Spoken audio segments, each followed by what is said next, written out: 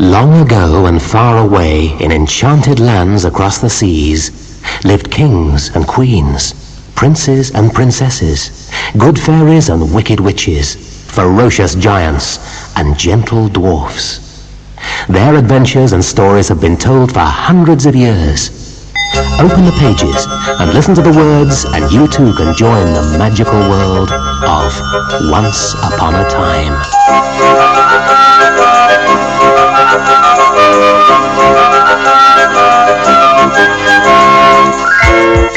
The Master Thief.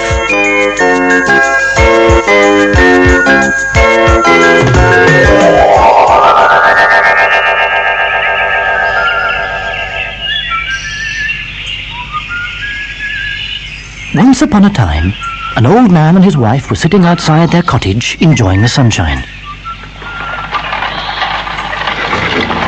Suddenly, their peace and quiet was disturbed by the sound of horses' hooves.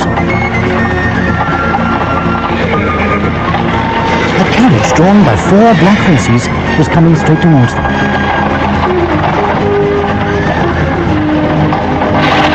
"Whoa!" cried the driver of the carriage as he pulled tightly on the reins. The carriage stopped, and a well-dressed young man stepped out of it.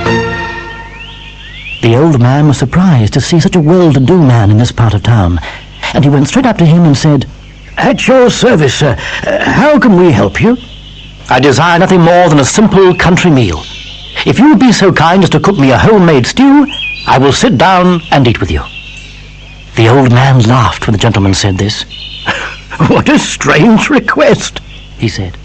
"You look like a prince or a duke, and you must be used to eating the best food in the land.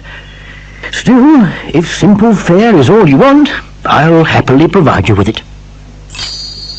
While the meal was being prepared, the old man invited the gentleman into the garden. It was the tree planting season, and he'd already dug several holes in the garden to plant his trees. The gentleman thought that this was hard work for an old man to do alone, so he asked, "Do you have any children to help you?" "I had a son once, but he left home a long time ago. He was a crafty boy who wasn't to be trusted at all. Anyway, he ran away one day, and I haven't seen him since." Then the old man took a young tree, put it in its hole, and pushed a stick into the ground beside it. And when he had shoveled enough earth and stamped in the soil around it, he tied the tree to the stick with rope. The gentleman then made a suggestion.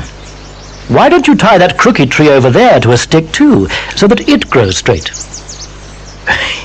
"You clearly don't have any experience of gardening," said the old man. "The tree over there is old and crooked. It's too late to make it grow straight now." "Yes, I suppose it's the same with your son," said the gentleman. "If you had trained him while he was still young, he wouldn't have run away. By now he too will have become hard and crooked." "But he ran away a long time ago. He'll be different now," said the old man. "If he was standing in front of you now, would you know who he was?" asked the young gentleman.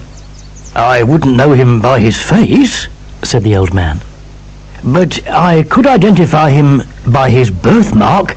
It's a mole on his shoulder that looks like a bean." As soon as he said this, the gentleman tore off his shirt sleeve and revealed the birthmark on his shoulder. It was exactly the same as the one the old man had described.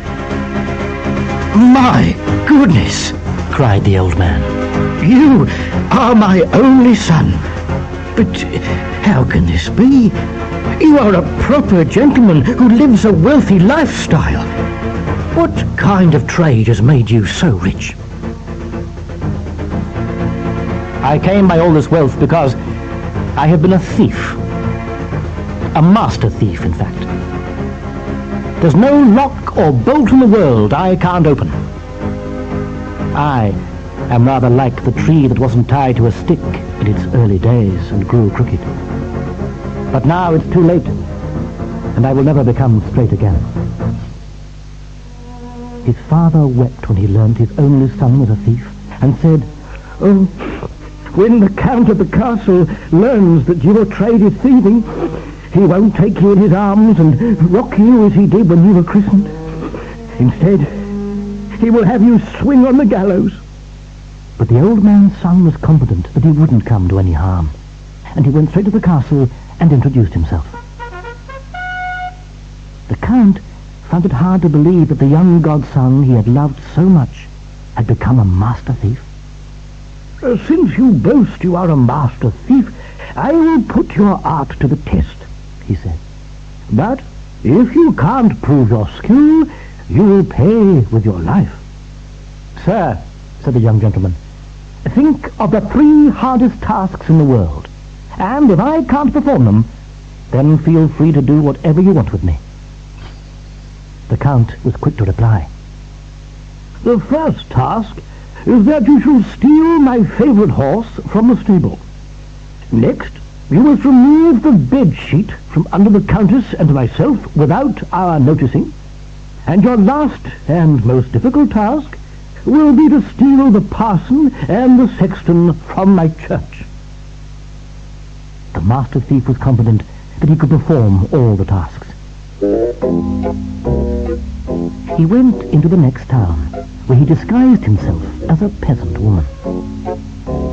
Then he filled a cask with wine and added a sleeping draught to it. With the cask strapped tightly to his back, he hobbled straight to the Count's stables. It was a convincing disguise, and when he arrived at the stables, he met some soldiers who were sitting around a fire. Come in and warm your hands, they said. The old woman tottered up to them and sat down by them at the fire. What's in that cask, old lady? Asked one of the soldiers. A good draught of wine, she answered. Would you like some? Wine? Thanks, old woman. So she filled a tankard for one of the soldiers, and he enjoyed it so much that all the soldiers guarding the horse wanted some. Soon all the soldiers were fast asleep. The master thief couldn't have roused them, even if he'd wanted. When he saw that his plan had worked, he put a rope into the hand of the soldier who was holding the bridle of the Count's favourite horse, and a handkerchief into the hand of the one who was holding the tail. And as for the soldier who was sitting on the horse's back, he unbuckled the saddle, fastened a few ropes that hung in rings above to it, and pulled the sleeping man, along with the saddle, in the air. The poor man was left sitting on a saddle, suspended by some ropes, but with no horse. The master thief knew that if he rode the horse over the cobblestones, the noise would be heard in the castle. So he wrapped the horse's hooves in old rags and led it out of the stable carefully until it was safe for him to mount and ride off.